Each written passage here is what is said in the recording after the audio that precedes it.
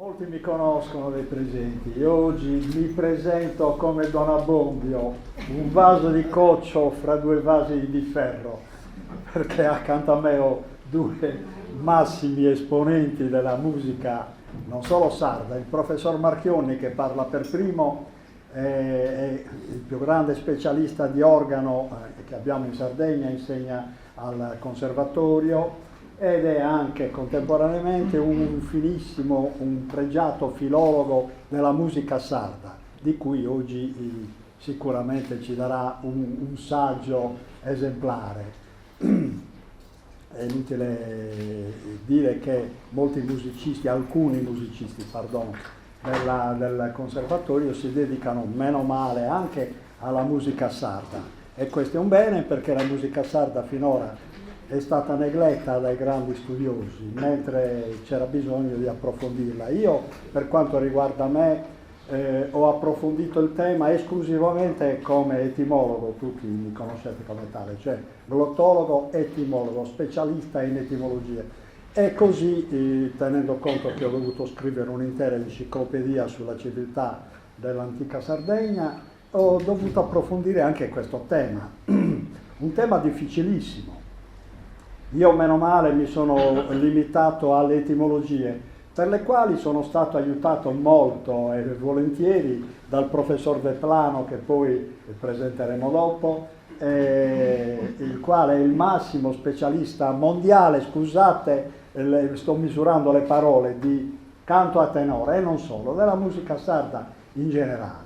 Per cui io, ecco perché ho parlato che mi trovo come Don Abbondio. Oggi dovremmo avere una serata veramente speciale. Mi auguro che sia anche contagiosa per il futuro, che da qua prenda via qualcosa di interessante per gli studi sull'antica Sardegna.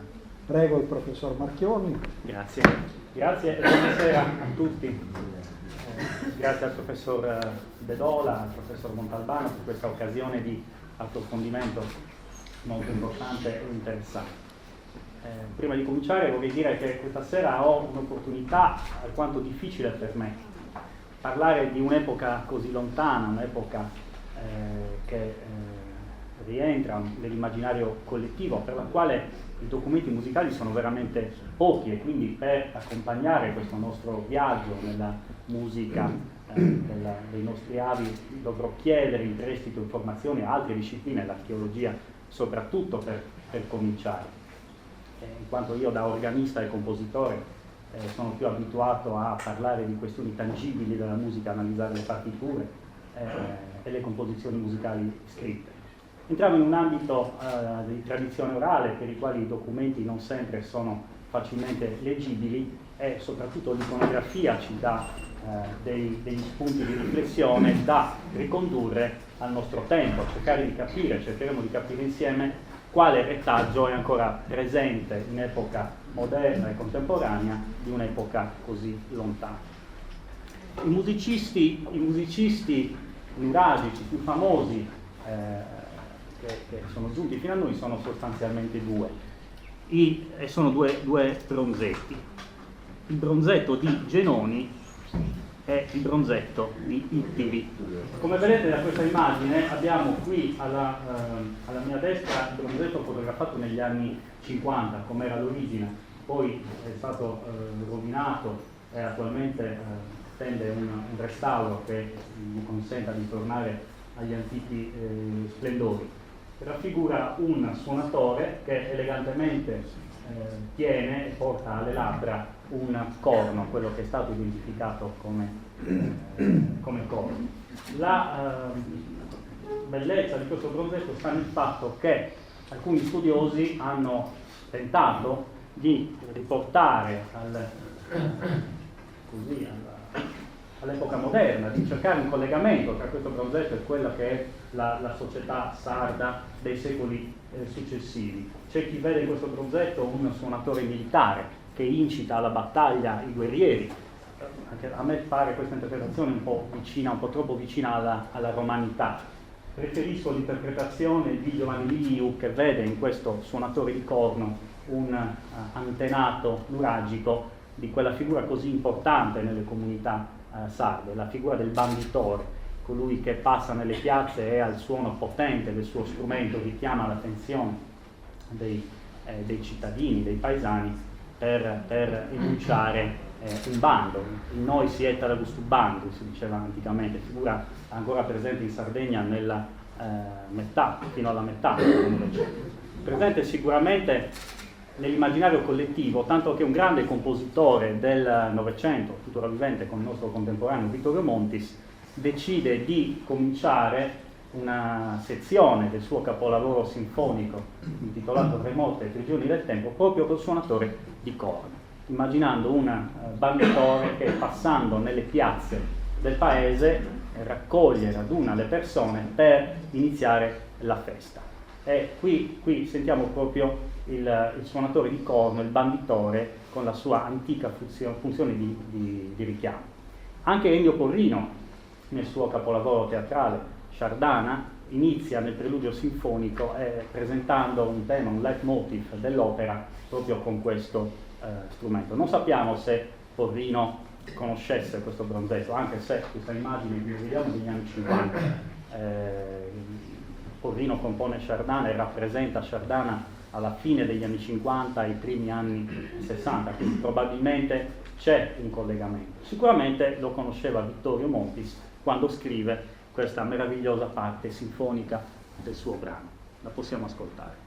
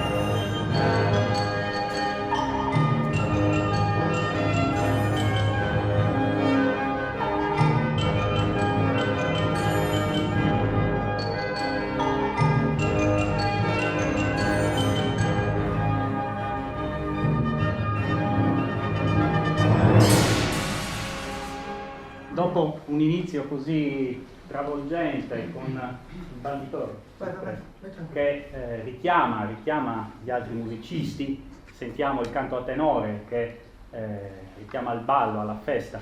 Vittorio utilizza per questa composizione sinfonica su Passu Torrau di Vitti, dal brano De te Columba so innamorato, e affida alle sezioni orchestrali degli ottoni, quindi cori, trombe, tromboni, tutte quelle che sono le voci del canto a tenore.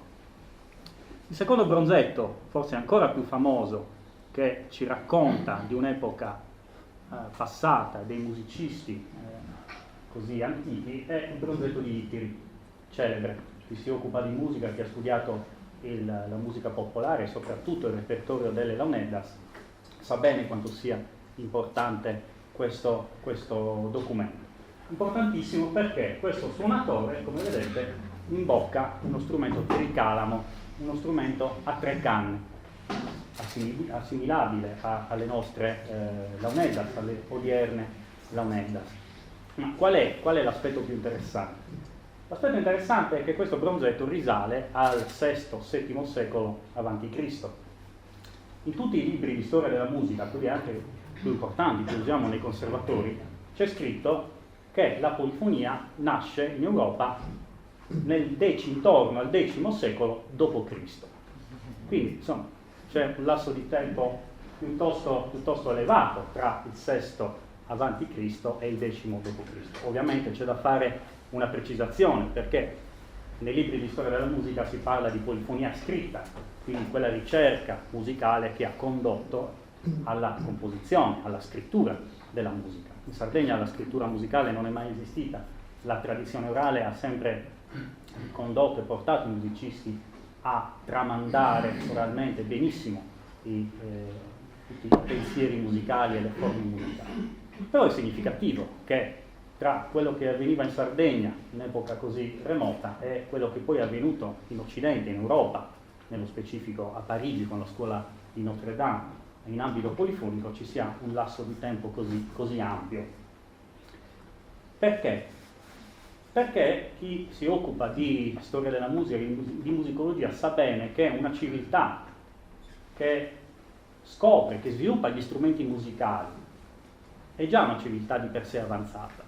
In più, una civiltà che sviluppa strumenti musicali polifonici è molto più che avanzata, io direi che è una civiltà raffinata, perché se lo strumento nasce come imitazione della voce, significa che un nucleo di persone in quella civiltà hanno dedicato del tempo, e chi studia la musica sa quanto tempo sia necessario per produrre buoni risultati, a questo tipo di ricerca. Prima di tutto una ricerca strumentale, l'imitazione della voce. In secondo luogo, una ricerca fisica sul suono, per consentire alle 3 canne di suonare bene insieme. Quindi questo è assolutamente indicativo di una ricerca profonda che in epoca nuragica è stata fatta in ambito musicale. E poi c'è un terzo aspetto che a me ha sempre affascinato, qui entra in gioco l'organista. Chi conosce le Launeddas sa bene che Launedda è un termine generico, perché le Launeddas sono una grande famiglia di strumenti. Ci sono tanti tagli, a seconda della funzione, dell'altezza, della particolare tessitura strumentale, ci sono dei nomi particolari. Uno di questi nomi, lo strumento principale, uno degli strumenti principali delle Launeddas, prende il nome di punto e organo. Punto e organo. Detto così può sembrare semplice. Quante volte abbiamo sentito anche nelle feste su ballo a punto e organo. Innanzitutto anche qua c'è da fare una precisazione, perché punto e organo è lo strumento, ma in Sardegna avviene spesso che il ballo che si danza sulle note di quello strumento prenda il nome dallo strumento stesso. Così avviene col punto e organo, così avviene con la fiuda bagadia, così avviene con tanti altri balli che prendono col fiorassio, esatto, che prendono proprio il nome dallo strumento. Però è affascinante proprio l'accostamento di questi due termini, puntu de organo. In sardo la parola puntu, poi professori esperti di linguistica potranno correggermi se sbaglio, però in sardo la parola puntu in musica soprattutto indica un'altezza precisa che Saoghe, la voce solista del tenore, deve prendere per consentire ai 3 cantori del gruppo dei cantanti di cantare comodamente, perché se Saoghe canta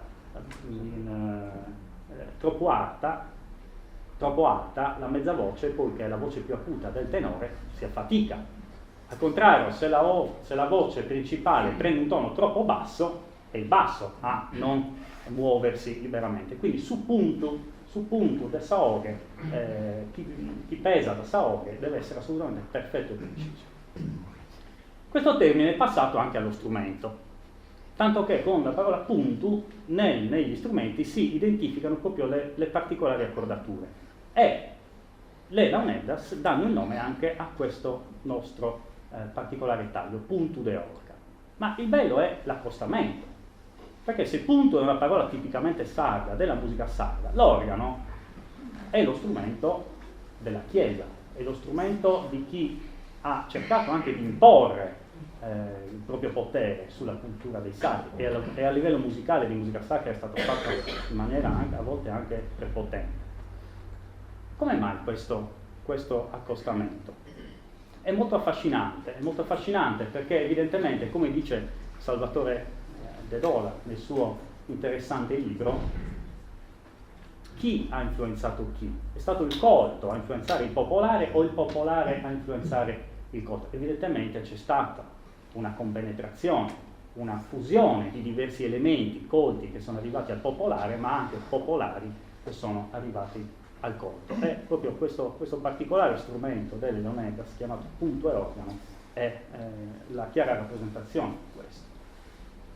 In alcune località della Sardegna, soprattutto in quelle più vicine alla costa occidentale soprattutto, l'influenza esterna è stata più sentita, ma con questo non voglio dire che sia stata negativa. È tutto da indagare se è avvenuta una contrapposizione o una giustaposizione, se questa influenza ha portato a sviluppi culturali. E questo è riscontrabile soprattutto nella musica sacra, nel canto concordo, dove l'influenza della Chiesa è stata veramente forte. Quindi il binomio launeddas e organo. Vi ricordo che l'organo poi è un altro strumento sardo, non che l'organo sia arrivato in Sardegna e poi è stato dimenticato. L'organo è presente in Sardegna fin dal XV-XVI secolo, è attualmente il più antico organo suonabilissimo e molto bello presente in Sardegna, è del 1600, è questo qui, si vede? È un organo ad ala, piccolino, costruito da un costruttore romano che arriva in Sardegna nel 1667. Fa bella mostra di sé nella cattedrale di Ales, chi è interessato può andare a vedere. Non sembra neanche un organo, voi adesso lo vedete con le portelle aperte, ma con le portelle chiuse sembra quasi un mobile, esattamente, quindi bisogna magari chiedere al parroco di aprirlo, magari anche di provarlo per riascoltare l'antico suono dei nostri antenati. Sempre Vittorio Montis, consapevole di quanto detto, decide di comporre nei primi anni del 2000 un brano per organo e launeddas. Se esiste un nome particolare a rappresentare un particolare tipo di launedda, che è il punto e organo, evidentemente in epoca passata un rapporto tra questi due strumenti è esistito. E magari anticamente quel suonatore che abbiamo visto poco fa era proprio un antichissimo antenato di un particolare strumento che oggi chiamiamo launeddas, che altro non era che una primissima sperimentazione di organo musicale. Non dimentichiamo che l'organo è un insieme di canne e anche le launeddas sono delle canne. Qual è la differenza? Che le launeddas sono suonate da una persona, l'organo è suonato indirettamente da una persona perché c'è un mantice che sostituisce i polmoni e fornisce aria allo strumento, però sono sempre comunque due strumenti aerofoni, due strumenti ad aria. Vittorio Montis decide di riprendere questa antica tradizione perduta di accostare i due strumenti e di comporre questo brano che io ho avuto l'onore di suonare proprio sul più antico organo della Sardegna, ad Ales, se non ricordo male nel 2010, con un grandissimo collaboratore che è Luigi Lai. Abbiamo eseguito in prima esecuzione assoluta questo brano, di cui vi faccio ascoltare la seconda parte, la parte finale.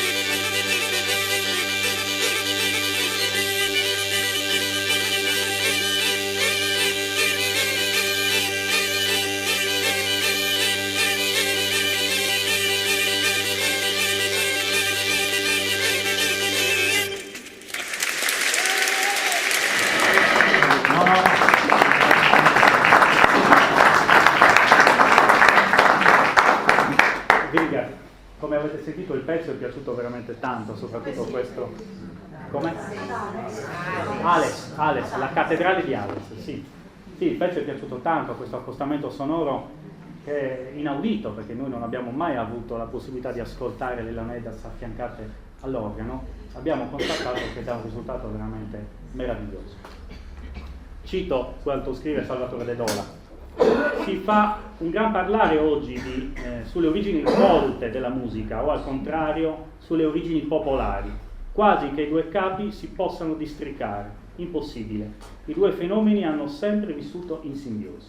Io concordo pienamente con quanto scrive De Dola, questa cortina di ferro che ogni tanto si cerca di creare fra musicisti colti e musicisti popolari, quasi come se fossero alieni scesi da pianeti diversi. Spesso il musicista colto è una persona del popolo e la persona del popolo è colto quanto il musicista che ha studiato in conservatorio. Quindi e questa appunto una espressione. Io non vorrei dilungarmi troppo, vorrei parlare adesso di un'altra questione che mi sta a cuore, ovvero di questo modo di dire, modo di pensare tipicamente sardo, che i sardi sono stanziali e pigri nel muoversi, nello spostarsi. Sappiamo che il popolo e i guerrieri sciardana invece solcavano i mari e andavano alla conquista di nuove terre, e i musicisti dei secoli passati, con altrettanta volontà e forza, hanno conquistato l'Europa, i musicisti sardi. C'è un caso che stiamo riscoprendo in questi ultimi anni di un eccellente violinista e compositore cagliaritano, il suo nome è Giuseppe Agus, che nasce a Cagliari negli anni 20 del 1700, compie i primi studi musicali in Sardegna, poi si sposta a Napoli dove si perfeziona al Conservatorio di Napoli e da lì parte per Londra. Questo nostro conterraneo a Londra ottiene importantissimi riconoscimenti, suona con i più grandi compositori dell'epoca, Georg Friedrich Händel, Johann Christian Bach, che operano in quegli anni a Londra, e compone una serie di sonate per violino e musica da camera. L'importanza di questo compositore consiste in quello che io definisco una visione moderna del musicista sardo, che proprio parte con lui e poi si svilupperà con altri musicisti che hanno studiato e sono nati in Sardegna e hanno operato all'estero, Lau Silesu,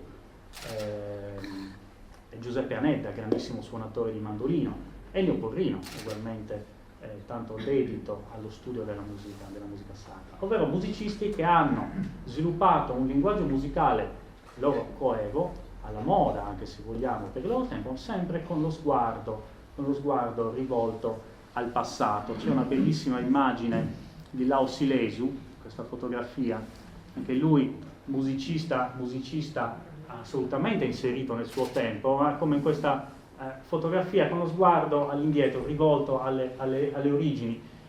Silesu è stato compositore capace di scrivere musica alla moda, chanson, brani addirittura per colonne sonore del suo tempo, e di comporre opere come l'Ampsicora e Astore su soggetti tipicamente sardi, l'Ampsicora sul grande eroe sardo e l'Astore su una novella di Grazia Deledda. Quindi musicisti sardi che hanno sempre mantenuto un collegamento stretto con le radici. Vorrei farvi sentire un piccolo frammento di questa sonata, questa bellissima sonata per violino e clavicembalo del nostro compositore cagliaritano Giuseppe Agus. Un concerto ottenuto al Palazzo Siotto, Attilio Mozzo al violino barocco.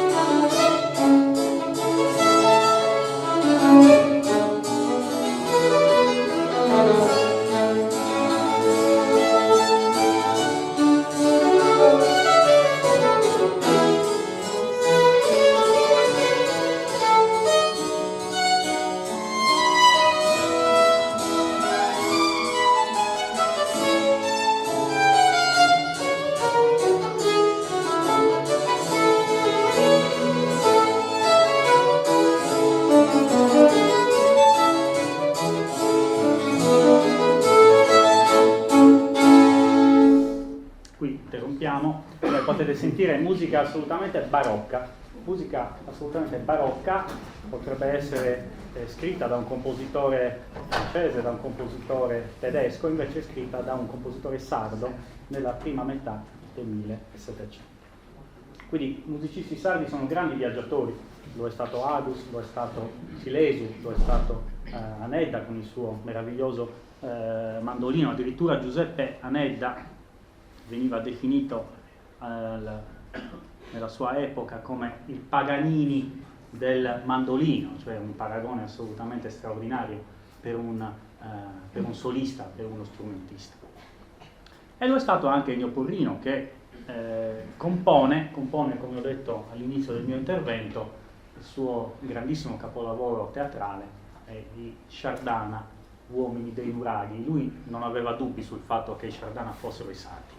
Adesso c'è qualche diatriba, ogni tanto sento fra gli studiosi. Porrino intitola l'opera Sciardana e gli Uomini dei Nuraghi, perché lui non ha assolutamente dubbi, non lo fa certamente da uomo di scienza, ma lo fa da artista, e questa cosa ci piace moltissimo. Vorrei farvi ascoltare, per chiudere, l'inizio dell'opera, il preludio iniziale, dove con intelligenza straordinaria scrive un bellissimo solo di oboe, così proprio a rappresentare nella memoria, nell'immaginario degli ascoltatori l'antico suono delle launetas, quasi come se avesse presente il bronzetto di Itiri che ho mostrato poco fa.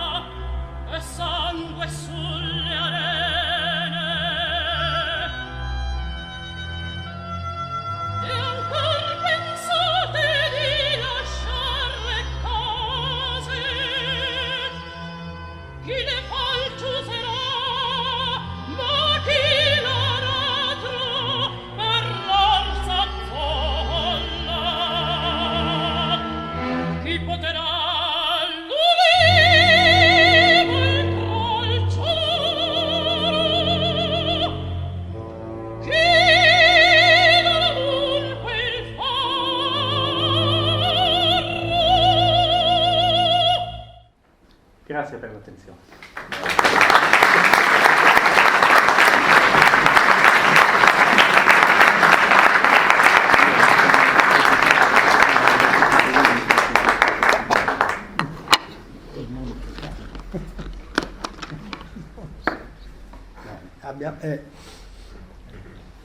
Non si accende, vabbè, intanto tu vuoi continuare con la luce spenta? Sì, per me. Allora, il professor Deplano, dovevo dire tante cose, qualcosa l'ho detta poco fa.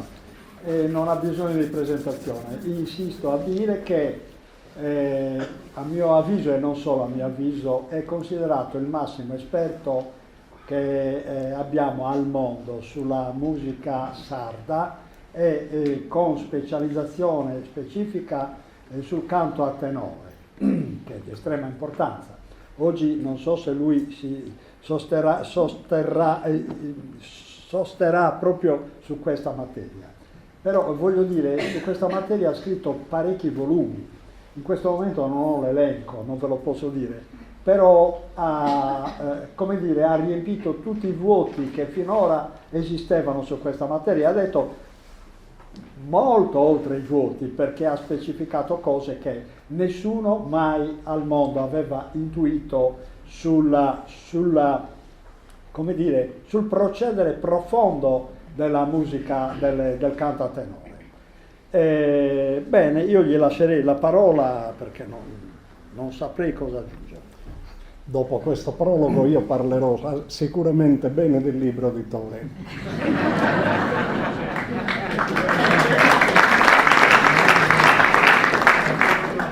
Lo farò con estremo piacere, non solo per il rapporto che mi lega a Tore De Dola, ma soprattutto perché ritrovo tantissimo del cammino che abbiamo percorso assieme in questi ultimi anni. Per fortuna perché devo dire fare un certo tipo di ricerca in Sardegna è pericoloso, lo è stato per tantissimo tempo. Quando io iniziai a studiare il canto a tenore venivo già da una grande pratica di canto, però non ero soddisfatto del risultato a cui ancora non riuscivo ad approdare, e cioè cosa significassero quei suoni espressi dalle voci del coro. E così mi misi in cammino a cercare cosa potesse significare tutto quello e per fortuna poi si incrociarono le strade mia editore e da quel punto abbiamo uno scambio, credo, proficuo, almeno per me lo è, sul tenore, ma anche su tante altre parti della cultura e della lingua della Sardegna. Partirò per parlare del libro di Tore e per parlare delle ricerche che si conducono insieme, parlerò di quello che fu la mia formazione musicale. Come la gran parte dei bambini, vi sto parlando di ieri, non dell'altro ieri, di ieri, come la gran parte dei bambini in Sardegna, io aspettavo la festa di Santo Francisco di Lula, perché i miei nonni, che erano molto devoti, andavano alla festa di San Francesco e tornavano portandoci dei regalini. In particolare una cosa che mi regalavano era l'armonica a bocca. Questa non è una di quelle, ne ho cambiate tante in vita mia, ma con l'armonica a bocca si aveva un primo approccio alla musica della Sardegna. Un altro approccio invece veniva con quest'altro strumento, che è la tromba. Vi sto indicando la tromba dorgalesa. Noi ad Orgali la chiamiamo così, l'unico paese in Sardegna, e specifico oltretutto che questa è proprio tipica di Dorgali e si riconosce, se riuscite a vedere bene, dal ricciolino che ha. Vedete? Nella linguetta, nell'ancia, ha questo ricciolino. Questi due strumenti saranno stati la disperazione dei nostri nonni e dei nostri genitori, perché non si faceva altro che suonare su queste cose, fino a imparare qualcosa. Che cosa? La prima cosa da imparare per tutti quanti era su ballo torral ad Orgali, dappertutto nel resto della Sardegna su passo torral. Cos'è su Passo Torrao? Beh, a me diedero due frasi musicali. Una prima, Fabrizio mandi in proiezione la prima slide, una prima è costituita da delle cifre 30, 40, 100, 91. 4 cifre, così. Ma queste 4 cifre, ripetute, stabiliscono il ritmo del ballo. 30, 40, 100, 91. Chiunque volesse imparare a suonare uno strumento, che fosse uno zufolo, che fosse un piffero, che fosse sastriedda, qualunque di questi, dovevamo passare attraverso quella frase musicale. L'altra frase musicale che componeva su Passo Torrao era invece una frase quasi licenziosa: marido cherete non le dana, cioè cerca marito ma nessuno la prende. Queste due frasi c'era un problema, e cioè come si dovevano poi mischiare, come si doveva cioè riuscire ad arrivare a comporre il ballo.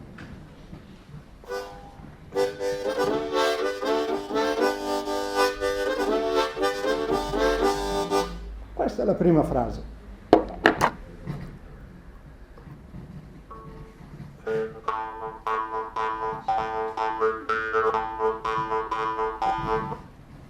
La seconda frase invece era questa.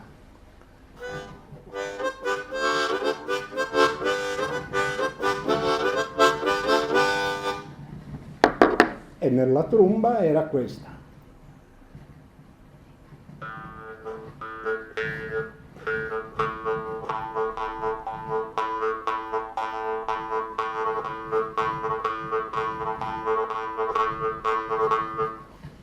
E io domandavo: come faccio a creare il ballo a partire da queste due frasi? Vedete l'accentazione, la musica degli strumenti è semplicissima legata a queste frasi musicali. Basta rispettare l'accentazione sillabica. Sembra uno scherzo, un gioco da ragazzi. Dopodiché, voglio dire, bisognerà diventare musicisti, però la gran parte dei sardi su questo piano direi che ce la fa, senza neanche saper leggere la musica. È abbastanza semplice. Il problema però era quello che veniva dopo. E cioè io domandavo: ma e commente si ha che da fare su ballo? E la risposta era: cussuti lunara sa mutta. E cosa era questa mutta? Io aspetto ancora di saperlo. Samutta è una delle figure mitiche della Sardegna, perché noi, da grandi spreconi, noi in Sardegna molte cose le abbiamo messe da parte, le abbiamo ignorate, non le calcoliamo assolutamente. Samutta è, direi, alla base di molti aspetti della cultura della Sardegna. Facciamo un esempio gastronomico, così mi capite immediatamente. Io metto il latte a cuocere, ci metto dentro il caglio, a un certo punto su caso deppe fare samutta, deppe sirvettare samutta. Cosa significa? Significa che c'è un momento in cui quel latte quagliato, una volta che si toglie sa filisa, che è quella specie di frusta che si usa proprio per aiutare, per agevolare il rapprendersi del formaggio, metto da parte sa filisa e a quel punto devo mettere dentro le mani e iniziare a lavorare la pasta. Quella è samutta. Cosa significa? È qualcosa legato al formaggio forse? Assolutamente no. È la sapienza, la saggezza. Cioè a dire, tu devi sapere qual è il momento in cui immergere le mani nel calderone di latte caldo e iniziare a lavorare. Non è da tutti, non c'è una scuola, oggi tutto passa attraverso la scuola, allora non c'era una scuola. Dovevi osservare, guardare l'esempio de Sormannos e quindi a partire da quello dovevi riuscire a rifare tu autonomamente il formaggio. Guardate, samutta è una cosa indispensabile ancora oggi, perché se voi andate a confezionare, siamo sempre ancora nelle nel lato gastronomico. Se voi andate a confezionare per esempio saseada o cebada, chiamatela come volete, il formaggio che c'è dentro è un formaggio acido, cioè un formaggio che è stato confezionato non messo in salamoia, quindi non salato, diventa acidulo. Quel formaggio a un certo punto viene lavorato e deve filare. Perché? Perché all'interno della seada il formaggio deve filare. Qual è il momento in cui quel formaggio grattugiato, quel formaggio acidulo grattugiato può diventare filante? Solamente quando si sa furriare, e questo è un altro dei termini importanti della musica, ma di tante altre cose della Sardegna. Si tratta anche qui di una dimensione mitica. Nel canto, come nel bal, come nel pane carasau, per esempio, esisteva questa tappa che è chiamata pesunzu. Nel canto e nella poesia questa tappa è chiamata invece pesada. All'interno di questo si tratta di zirare, cioè di girare, né più né meno, di girare, cioè le frasi musicali che vedevamo prima, fino a formare quell'intreccio di note che costituisce il ballo. Così all'interno della poesia, all'interno del canto, all'interno di tutte le dimensioni della cultura della Sardegna, occorre indovinare il momento in cui occorre girare le cose. Apro una parentesi. Nel canto a tenore, quella parte, se andate a osservare la discografia, non esiste quasi più. Cioè, da decenni ormai la gran parte dei cantori ha dimenticato quella parte, che era una parte essenziale, era proprio samutta, cioè la saggezza, la sapienza, l'esperienza provata nel canto. Quello oggi viene a mancare. Ma sentiamo il primo brano. Nel primo brano ho cercato di sposare i due aspetti. Uno è quello del canto e l'altro è quello invece del testo che viene cantato. Si tratta di una moda di Barore Sassu, che era un poeta di Banari, un poeta improvvisatore, che improvvisò a suo tempo una moda. Una moda è un componimento poetico che ha, vedete bene, la stessa etimologia di mutta, cioè sa moda è la sapienza che uno deve avere, quindi la saggezza e quindi la competenza, la conoscenza che uno deve avere su un determinato assunto. Solitamente noi avevamo questa abitudine che alla fine di una gara poetica, in una serata dedicata a un santo, ci fosse questa produzione agiografica, questo poema con tanti versi retrogradati, quindi un poema molto molto lungo, e all'interno di questo si avevano la isterrida, che esiste in tutta la poesia della Sardegna, e poi però esistevano i fiori. Questo autore non lo hai messo nel libro, è una parola chiave, questa qui, sos flores, non hanno niente a che vedere con i fiori, cioè un vegetale, e non è quindi derivante dal latino flos floris, viene invece dall'accadico, significa buru in accadico, cioè figlio. Cioè a dire, all'interno della poesia si seminano dei semi, appunto, che poi dovranno proliferare. La musica altro non è se non un insieme di proliferazioni. Cioè, se voi andate a vedere bene all'interno del testo musicale che svolgevo prima, 30 barantà 191, 30 barantà 191, mari tucchere, vedete come frammento la frase? La ripeto, la riavvolgo, eccetera, eccetera. Bene, nella poesia funziona un po' nello stesso modo e nella poesia abbiamo questi fiori, chiamiamoli così, che però sono i figli che devono produrre altra terminazione rima e devono quindi sviluppare il significato anche testuale. È una delle grandi invenzioni del canto. Andiamo al primo brano. Costantino superbuitis imperu, canno fundeiti a Costantinopoli, e Adriano po' Adrianopoli, uno in Turchia e uno in Macedonia. Avete sentito il canto disteso da parte del solista e qui è il canto disteso da parte del coro. Si chiama Boche Longa questo.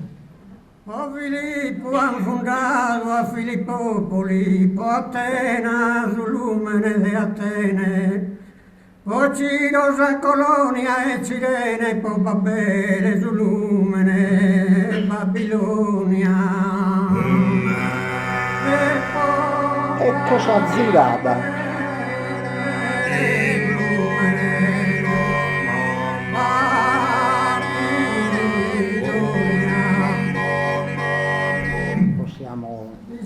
Ecco, questa è Sa Boche Longa Zirada e questo è l'inizio quindi dello sviluppo. Vogliamo trovare un'altra forma di mutta? Beh, basta andare per esempio per fare la panificazione, qualunque panificazione. C'è un momento, in molti paesi della Sardegna ancora oggi si dice tocca da ripetere sa mutta. E sa mutta è praticamente il momento in cui il lievito ha ormai espresso la sua azione e quindi quella farina nell'impasto ha svolto il suo mestiere, quello della lievitazione, senza la quale è inutile provare a cuocere il pane, non gonfierà. E quindi si dice oggi ancora erde muttaona, erde malamutta, una sorta di nome ancipite che può essere una dea buona o una dea cattiva. Se il pane non lievita, magari è per il fatto che fuori c'è molta umidità. Se il formaggio non fila, è perché magari non hai dato le giuste calorie al calderone su cui è messo il latte. Insomma, lo vediamo come fosse davvero una divinità. E invece Samutta non ha niente di divino, ripeto, è la saggezza. La saggezza perché? Perché poi, una volta che si è ottenuta Samutta, cioè quella esperienza, allora si può passare al secondo brano. Su Zirai, prego, prego.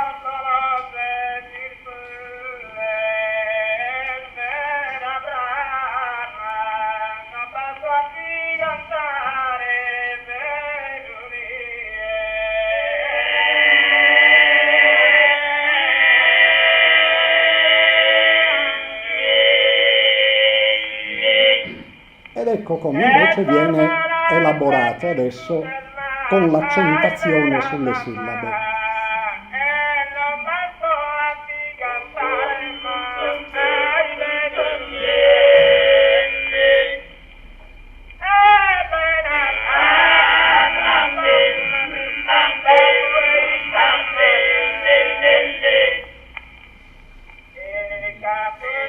Vi faccio notare, come lo avete sentito poco fa, il solista gridi all'interno del canto, perché il canto è una forma di gridare.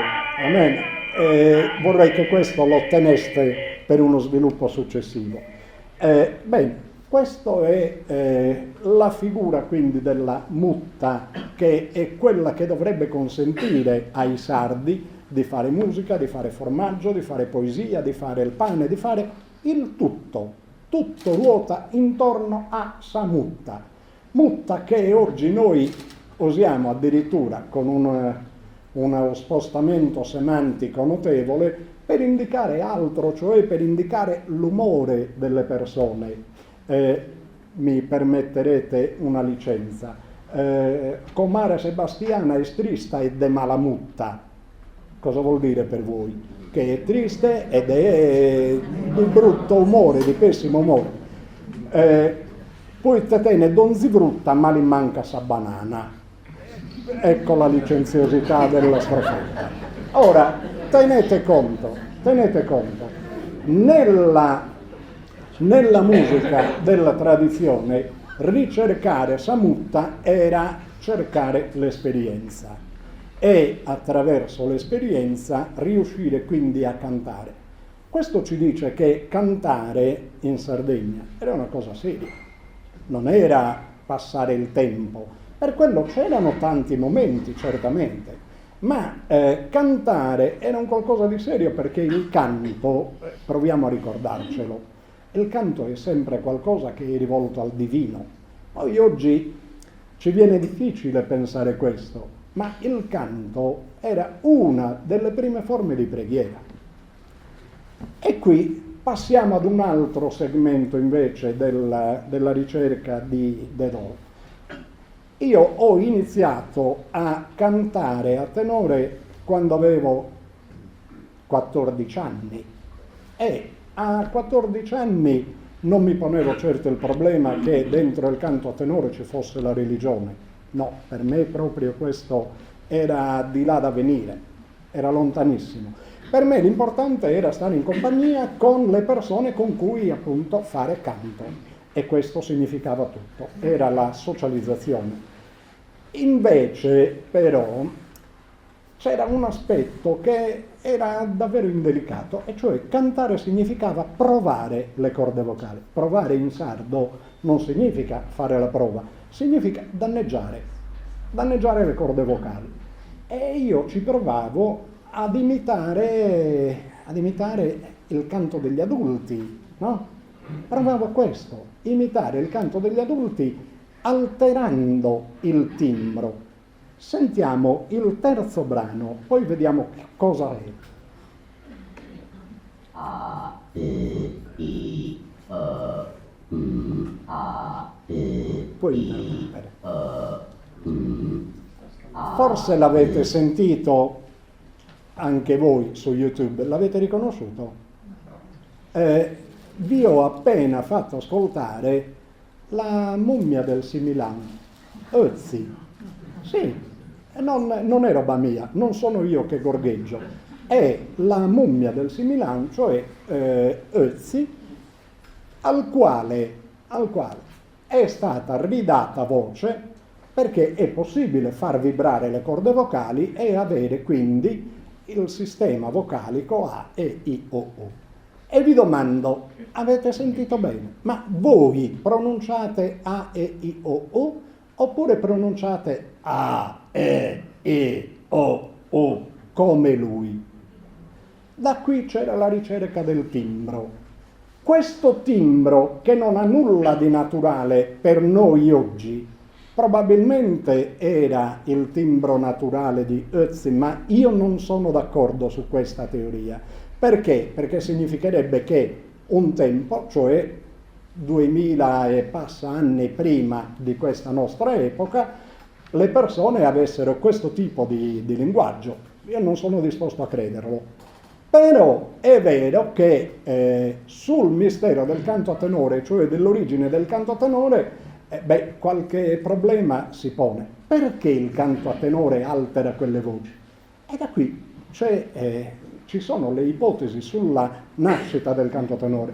Per me non c'è mistero. Oggi come oggi non ho altra possibile spiegazione se non il fatto che il canto a tenore nasca dalla imitazione dei suoni della natura. Con Tore in questo non concordiamo appieno su questa teoria, ma per me nella parola armas, che ancora vive nei paesi del Montacuto, quindi Buddusovala dei Sardi, Patada, c'è in quei paesi questa denominazione per le tre voci del coro, basso, contra e mezza voce. Arma, però, ci dice Giovanni Semerano, che insomma è il maestro a cui tutti facciamo riferimento negli studi di glottologia e di etimologia, lui ci dice che arma significa capra montana, sarebbe praticamente il nostro muflone. Il muflone maschio emette un caratteristico timbro, la muvra, cioè la mufla, emette un altro tipo di verso, e poi il cucciolo di muflone emette un altro tipo ancora di verso. Questo sarebbe alla base, secondo me, del canto a tenore. Andiamo avanti. Il canto a tenore, a questo punto, se abbiamo identificato che comunque è un canto gutturale da parte di basso contra e mezza voce, per adesso non siamo giunti a nulla, e cioè cosa significano quei suoni. Uno dei primi paesi che mi aveva colpito enormemente, perché ce l'aveva nelle orecchie, perché cantavo con loro, perché ho cantato tante volte e mi domandavo: ma cosa sto cantando? Era questo. Passiamo al quarto brano. Per il quarto brano abbiamo anche poi una slide. Vin su il vino infante, appena nato, a mezzanotte ha soffrido il Natale.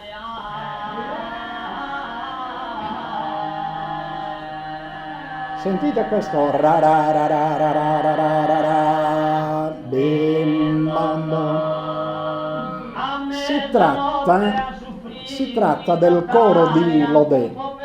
La voce solista, questa persona che sentite cantare in questo momento, era una delle grandi, forse la più grande voce che abbiamo mai avuto come voce solista, ma ripeto, questo è Lodé. L'invocazione è chiaramente un'invocazione a Ra, il dio sole, e quindi Lodé, rispetto a una diatriba che esiste ancora sulla questione di Lodé, qual è la sua etimologia? Per molti Lodé verrebbe da un latino poi, lutum, cioè fango, no?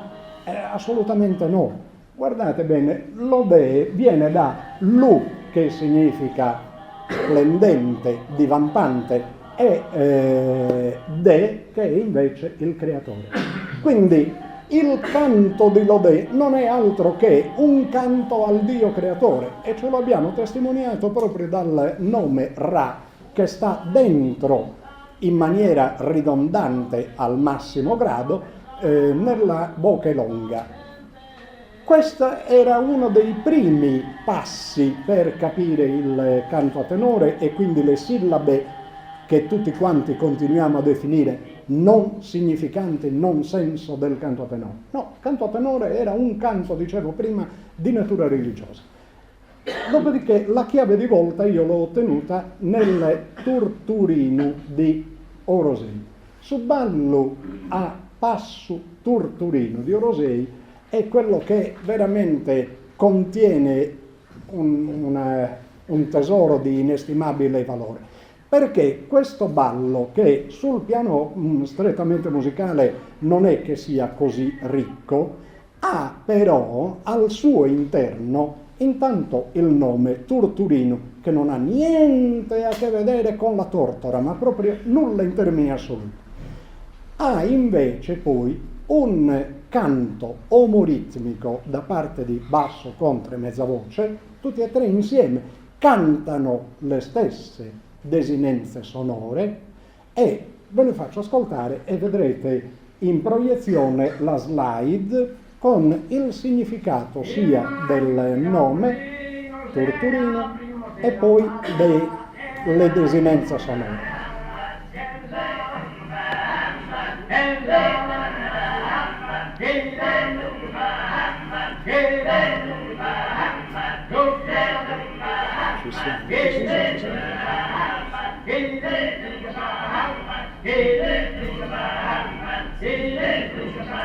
Vi invito soprattutto a sentire da parte di basso, contra e mezza voce un colpo di glottide, questo Bahamba.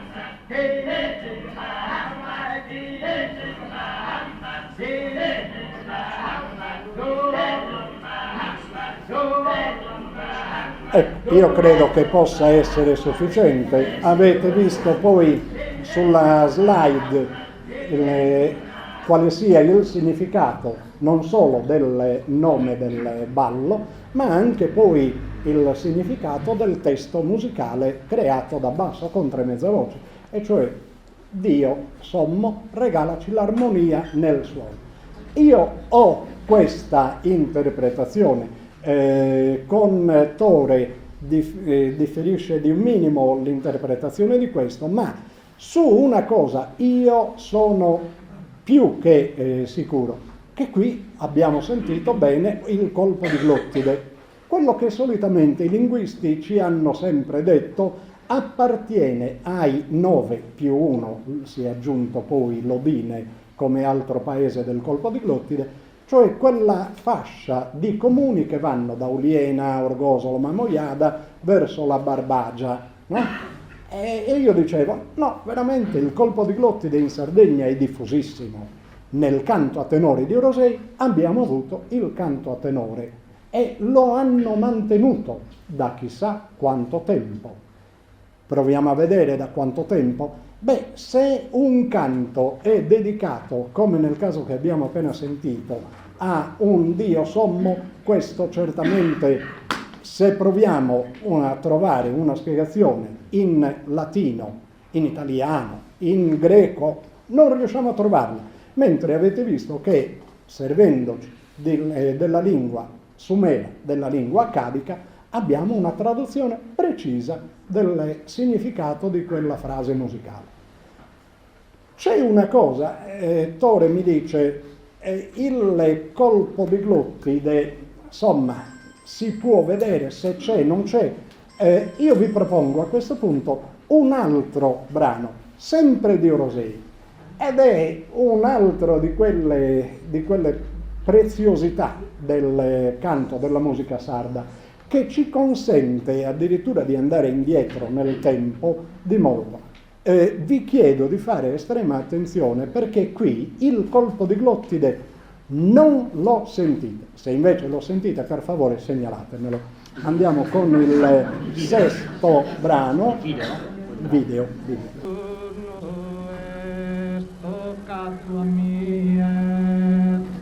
A salutare a mano e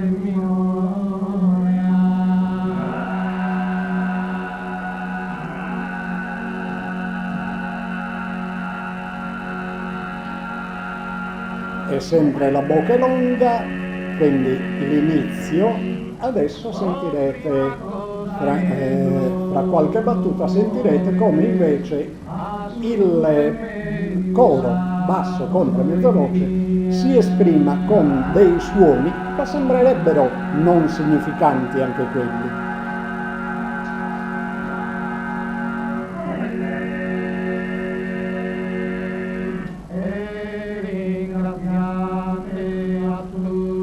Eccolo qua, sentite da qui.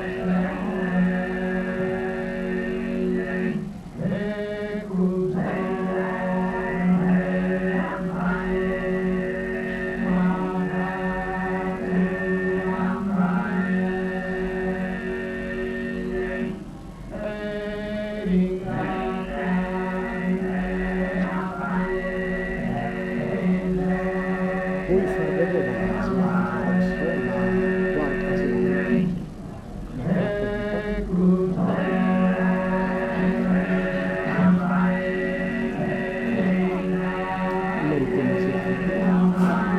ecco qua.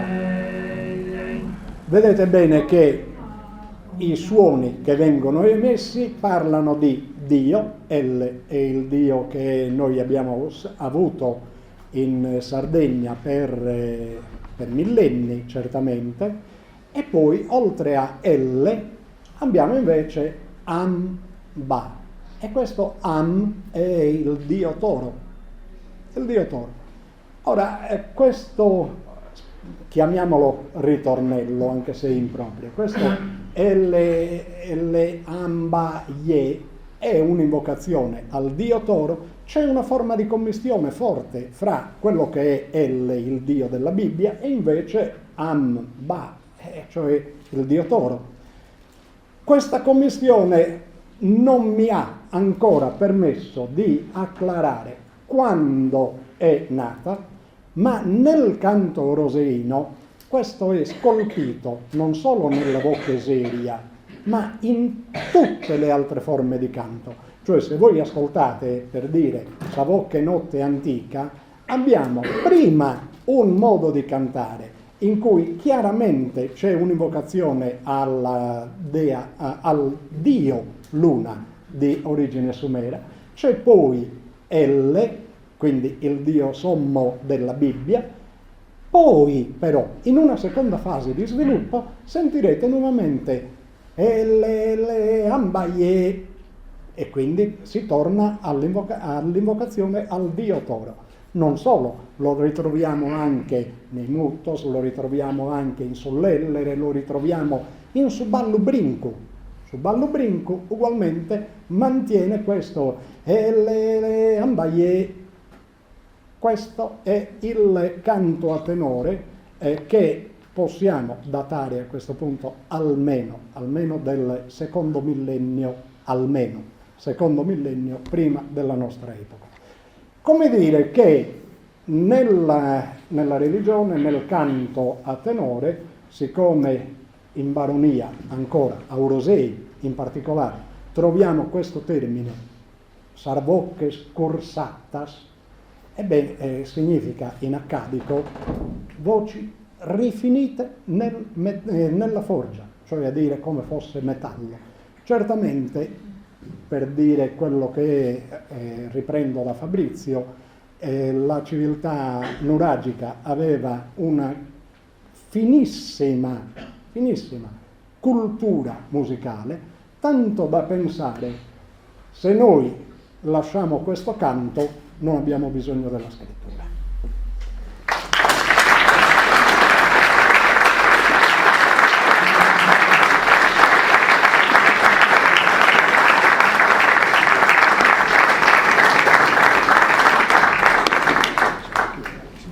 Dice, ho preso più tempo, magari se lo fosse preso tutto, perché almeno io quando ascolto Andrea De Plano mi sembra di rievocare un po' l'infinito del Leopardi e naufragarmi dolce in questo mare, perché non finirei mai di ascoltarlo, è incredibile tutto, è non solo una miniera di notizie, ma il modo come le porge, scusa, non è un modo di un endorsement.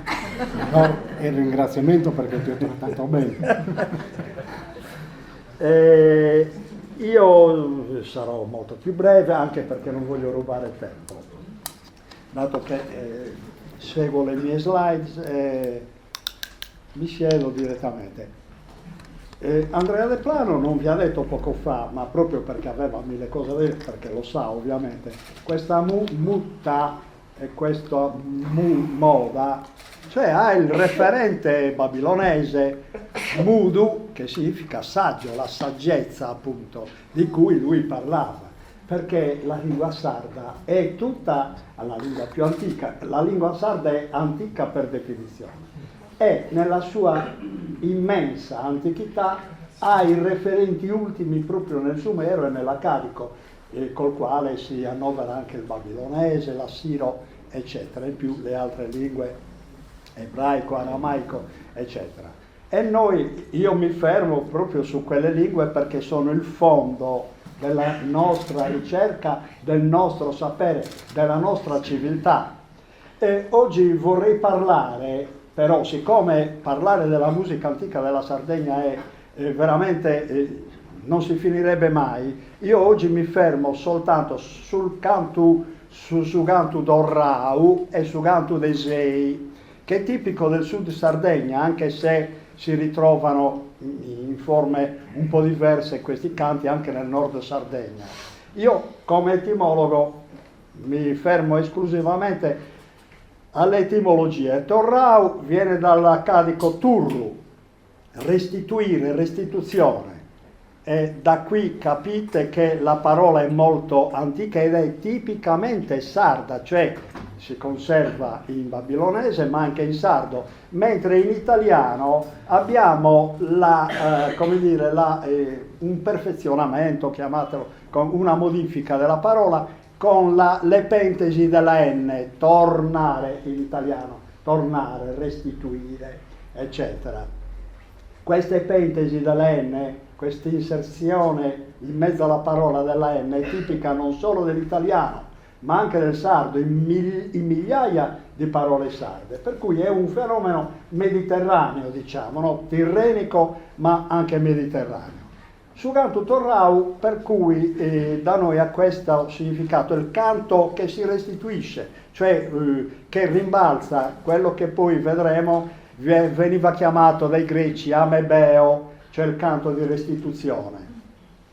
E un'altra forma di chiamare questo canto nel sud Sardegna è su canto dei sei, che però questo sei, riferendosi al sumerico, ha un altro significato ben preciso, che è la recita a memoria, sumerico di parlare e si ricordare. Perciò su canto di si anticamente e oggi dei sei significa appunto recita a memoria. Due modi di ricordare il canto amebeo, così chiamato dai greci.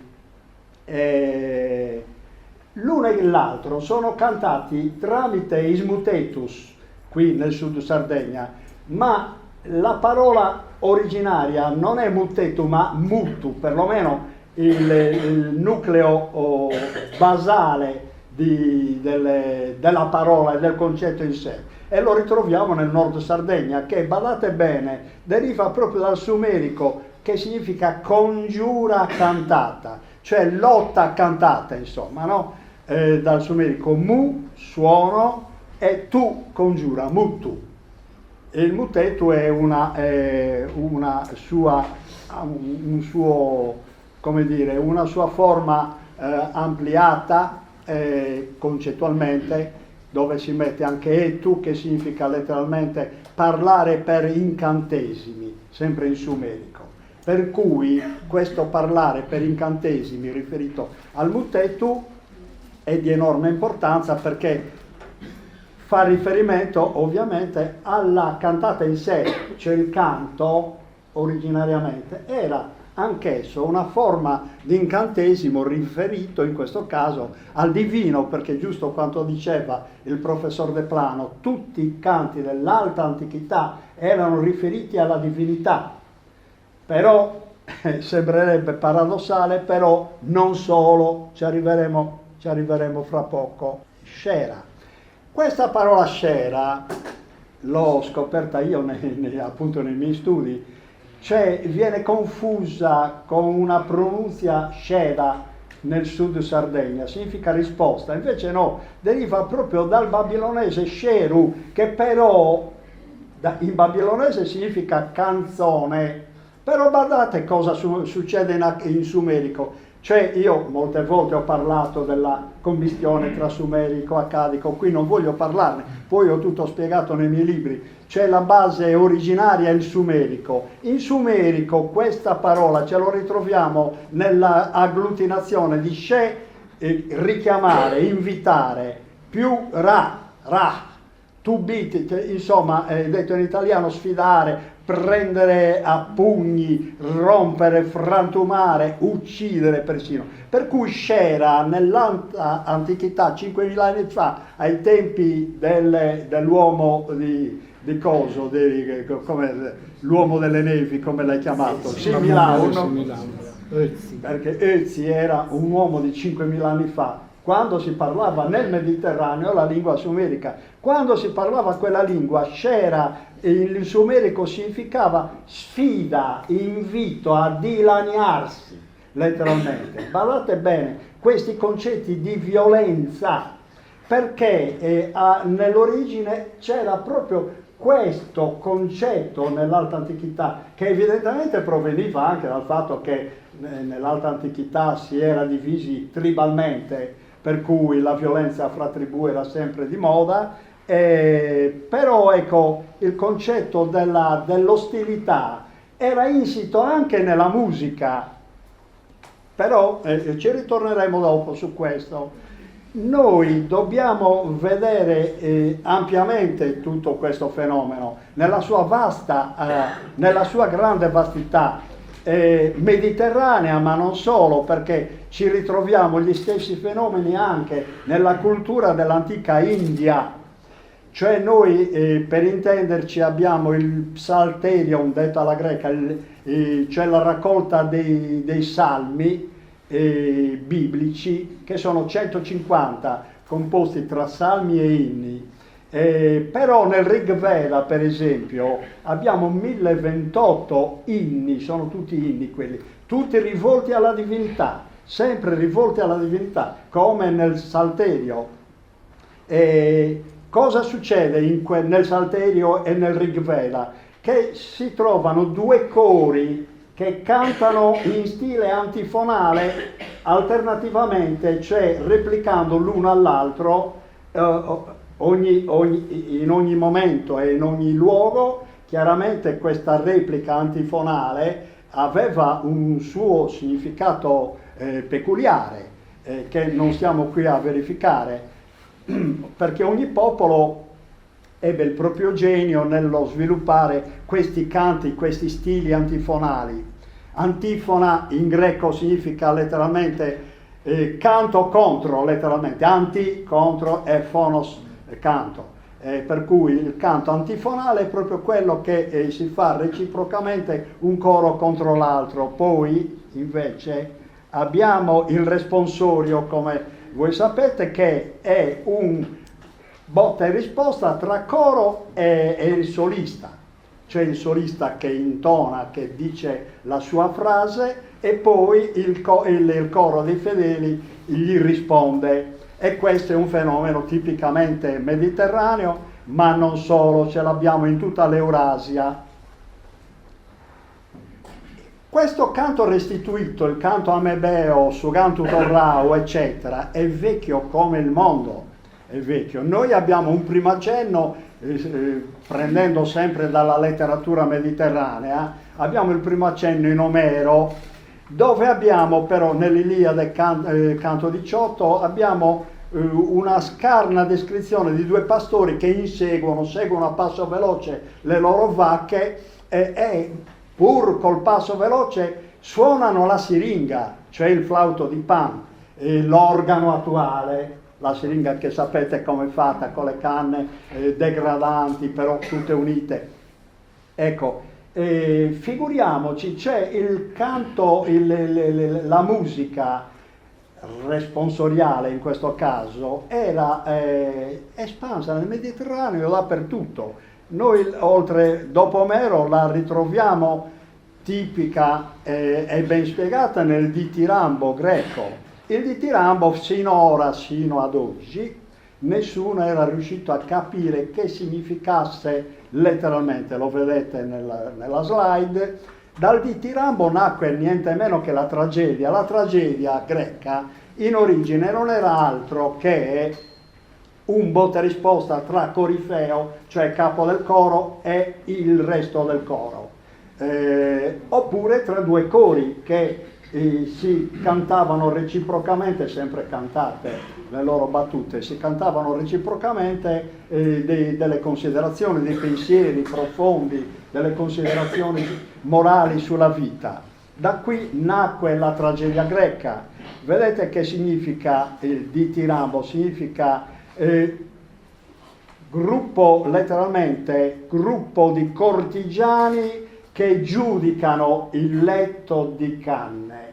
Questo la radice sumerica porta anche amb, eccetera, che può significare anche protezione, cioè tetto di una camera riservata, oppure letteralmente finestra, cioè lo stare alla finestra ad osservare. Perciò il ditirambo in origine non era altro che un gruppo di persone, in questo caso si parla di cortigiani, un gruppo di persone che giudica il momento del matrimonio, giudica le nozze a cui sono stati invitati.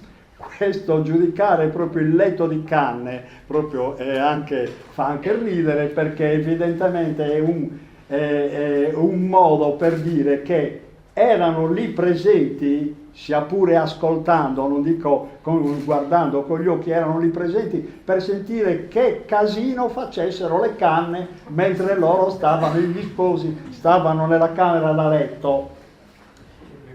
Tutto questo l'ho voluto dire perché questi canti antichissimi erano rivolti a Dio, contemporaneamente erano rivolti al Dio della natura, cioè al Dio sommo nella sua epifania di Dio della natura. Cioè i matrimoni per eccellenza erano i momenti in cui si doveva pensare, si poneva un piano per la ricreazione, la procreazione del genere umano.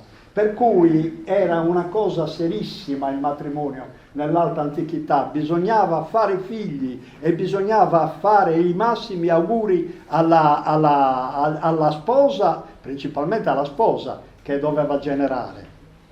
Il ditirambo nacque proprio nella sua più alta origine, che so io, 5, 6, 10.000 anni fa, come una delle cerimonie fondamentali del momento delle nozze.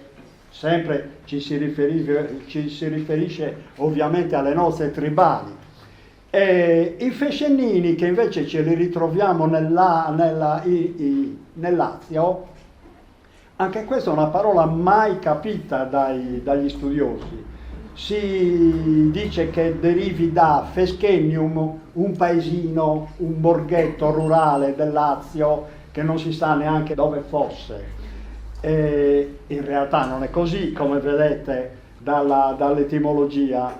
Ne parlano Orazio e Catullo. All'inizio Catullo, dove parla di Fescennina Iocazio, cioè letteralmente gli scherzi fescennini che si facevano sempre agli sposi il giorno delle nozze. Orazio parla invece esplicitamente che i fescennini erano di una trivialità incandescente. E era tipico, la trivialità era tipica specialmente del popolo, per ovvie ragioni, perché gli mancava la cultura adeguata.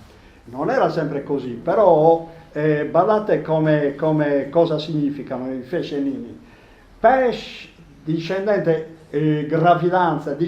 gravidanza, en signora, riferita alla dea Luna, che era la signora dei parti, la signora della generazione, e in lady, Madonna, letteralmente, detto in italiano, per cui erano canti elevati alla dea Luna affinché favorissero la procreazione, perciò mandassero a buon fine le nozze a cui il gruppo che cantava era invitato. Una forma dotta invece ce l'abbiamo in Teocrito, e qui entriamo nella tradizione ormai veramente storica. Teocrito è uno scrittore siracusano, intorno al 300 a.C. scrisse, era dalla Magna Grecia, ed è io lo chiamo un autentico titano della letteratura, perché lui sui 30 idilli che scrisse ne scrisse 6 amebei, e questi scontri amebei, questi canti amebei sono nonostante si riferiscano esplicitamente alla sessualità, sono di una purezza verbale, di un unitore verbale, di un'evanescenza verbale incredibile. Cioè qua si vede l'uomo colto, non solo colto, ma coltissimo, rispetto al popolino che invece cantava alla sua maniera i fescennini o i ditirambi in Grecia. In Teocrito lo schema dei canti amebei è questa: si cantano 2 strofe, una a testa, e l'argomentazione per ognuna delle 2 strofe è dettata dallo sfidante. C'è uno che sfida e l'altro che risponde con la seconda strofa. Ci ritroviamo questa tradizione di Teocrito 3 secoli dopo con Virgilio nelle Bucoliche. Virgilio su 10 egloghe metà sono canti amebei. Anche lui, sappiamo chi era Virgilio, era un sommo, il più grande poeta dell'antichità romana, il quale si espresse grossomodo con lo stesso linguaggio che aveva usato Teocrito, cioè rarefatto, un linguaggio dedicato, rivolto alle corti, un linguaggio aulico, però di una somma bellezza, perché non erano dei linguaggi proprio molto misurati, molto rarefatti in termini tecnici. C'è moltissima poesia al loro interno, cosa che invece nei Fescennini e nei Ditirambi magari mancava. Io con quest'ultima slide ho terminato perché non volevo rubarvi tempo. Noi la tradizione amebea dello scontro verbale tra due che cantano ce l'abbiamo sempre avuta. Noi la riscopriamo nel Medioevo con lo stornello, lo strambotto e la canzone. Lo stornello viene derivato dal provenzale estorn, lotta, tenzone, e già la parola dice tutto, mentre lo strambotto si dice dal francese estribò, componimento satirico. Anche qua la satira è sempre una componente del canto amebeo. Ecco, e qua è la tradizione medievale che ci riporta quasi ad oggi questo fenomeno plurimillenario. Ma fermiamoci sul concetto di canzone. Si diceva qua che le parole che si riferiscono ai canti sardi sono autenticamente sardi. Cioè io nel mio libro ho spiegato che è autenticamente sardo anche la parola tenore, cioè migrò nel resto d'Italia, però è tipicamente sarda, e ho spiegato perché.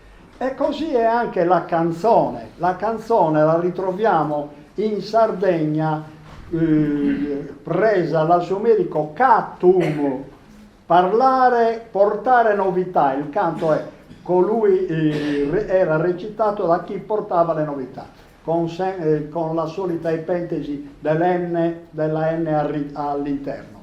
Cantu, perciò è parola sumerica questa. Questo riportare per canto le novità era tipico nell'antichità dei menestrelli, dei trovatori e così via. Era una tradizione vecchissima che era tipica anche per il fatto che veniva tenuta viva nei villaggi laddove il linguaggio scritto era sempre un'eccezione. Per cui figuriamoci, i menestrelli eccetera andavano in giro a raccontare le loro storie, i rapsodi, sempre cantando, anche perché il canto era un modo di ricordare più facilmente gli episodi narrati. E qua terminiamo con la parola canna. La parola canna è il primo organo, come sappiamo, a parte l'osso si dice, ma l'osso bucato che determinò il primo strumento musicale. Non si può dire che sia il più alto dell'antichità, si può dire che il più alto, pare che risalga il ritrovamento a 4500 a.C., ma secondo me non è il più antico. Il più antico strumento è sempre stata la canna, solo che la canna si deteriora ed ecco perché non figura essere il più antico. La canna viene dal sumerico ha, vegetale, nab, musicista, significa letteralmente la pianta dei musicisti, va bene? Kannab,